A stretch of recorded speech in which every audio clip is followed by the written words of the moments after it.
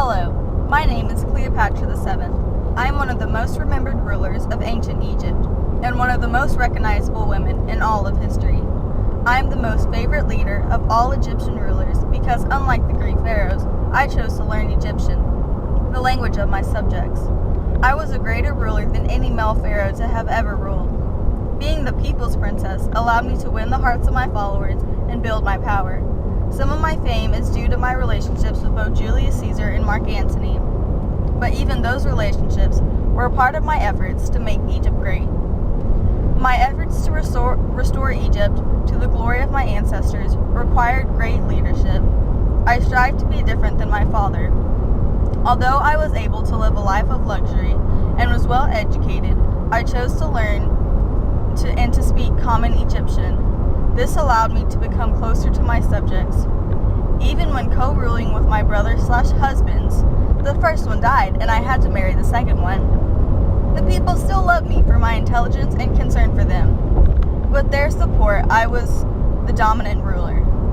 When my brother exiled me for being too powerful, I began to plan a way to win back my power. My ability to assess the situation allowed me to see the potential help of Julius Caesar. I didn't like all of my dad's practices, but I did learn the value of sex appeal. I may not have been the beauty the movies made me out to be, but my intelligence was very attractive to Julius Caesar. Because of my relationship with him, I was restored to the throne. My intelligence and leadership helped me to be resourceful in assuring Egypt's survival during the drought and famine and keep Egypt out of complete Roman control for a while. I arranged for movement of food supplies to provide food and for the suffering Egyptian people during that time of crisis. I used diplomacy to keep Egypt out of the hostilities of Rome after the death of Julius Caesar. The turmoil in Rome led to my relationship with Mark Antony. I was able to explain away Egypt's support of a rival and got Mark Antony to come and spend the winter with me. My relationship with Mark Antony left me with twin boys. However, Antony left to go back to Rome to battle Octavian. Not all was bad, however. My kingdom was prospering again. With a renewed relationship with Antony, I was even given more territory for Egyptian rule. I was even put on a coin opposite of Mark Antony.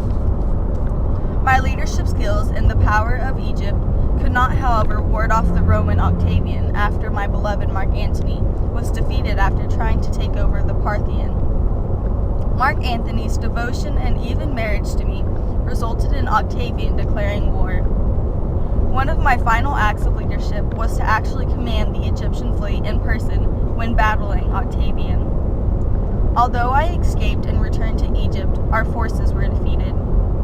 When the inevitable came out and became apparent, I chose suicide rather than public ridicule at the hands of Octavian. It appears that my leadership and other exploits have created a grand legacy. My legacy is my fame. Some have referred to me as the world's first celebrity. I am recorded in history on the papyrus of the historian Plutarch, as well as in the journals of King Herod. At the height of my empire, my face was printed on the side of a coin. To demonstrate how strong my legacy is, I had movies made about me in modern times. I am even so significant that people dress up as me for Halloween. The fact that I am so famous that people dress up as me and I am recorded in ancient history should prove my legacy. My tactics to restore Egypt's greatness, although unbecoming, prove my leadership abilities. That is why I am one of the most remembered rulers of ancient Egypt and one of the most recognizable women in all of ancient history.